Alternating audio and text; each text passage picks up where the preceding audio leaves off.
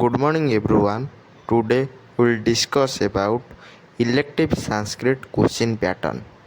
এই ভিডিওটা বনাইବାର ରିଜିନ୍ ହେଉଛି ମୁଁ ୟୁଟ୍ୟୁବରେ ସର୍ଚ୍ଚ କଲି ଯେ ଗୋଟିଏ ବି କେହି ଜଣେ ବି ସାଂସ୍କ୍ରିଟ ଇଲେକ୍ଟିଭର କୋଶ୍ଚିନ୍ ପ୍ୟାଟର୍ନର ଭିଡ଼ିଓ କେହି ଅପଲୋଡ଼ କରିନାହାନ୍ତି।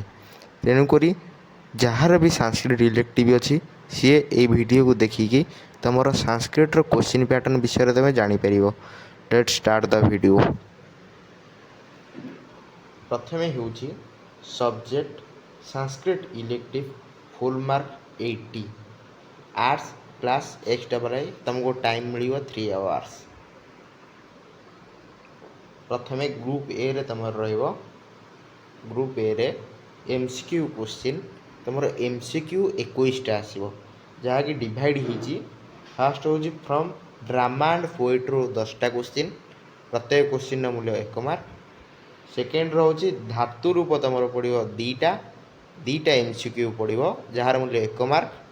आ फ्रॉम स्त्री प्रत्यय भी दीटा पड़ो कारक विभक्ति भी दीटा संधि आउची संधि विच्छेद जोटा संधि विच्छेद एका सीटा पड़ो 3टा आ समासर पड़ो 2टा प्रत्येक प्रश्नर मूल्य 1 मार्क।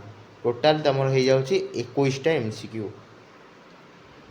ग्रुप बी रे रहुची शॉर्ट क्वेश्चन फ्रॉम ड्रामा 40 रु 50 वर्ड रे इच तुम 40 रु 50 वर्ड इच क्वेश्चन आंसर लिखिबो। 4 आउट ऑफ 6 6टा क्वेश्चन दबो से 4टा करिवो जहा कि तुम न्यू क्वेश्चन पैटर्न अनुसार एटा चेंज हो जाइछि।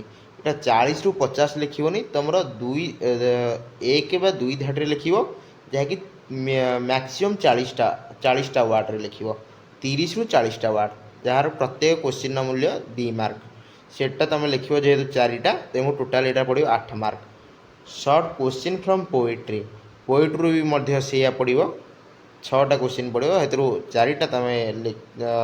4टा लिख जहाँ प्रत्येक क्वेश्चन मूल्य 2 मार्क टोटाल हो जाए 8 मार्क।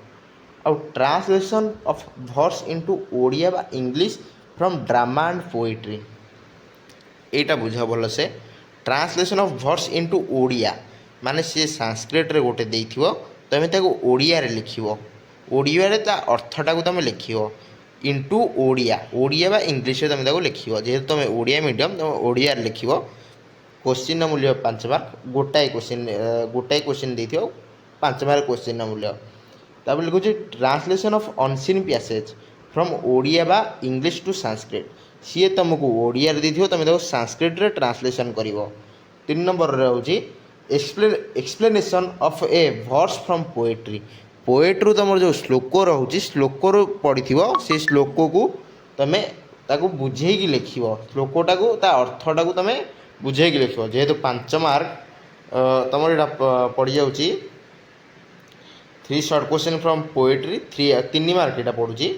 एक्सप्लेनेशन ऑफ जोटा explanation of verse from poetry से 5 मार्क पड़ुची।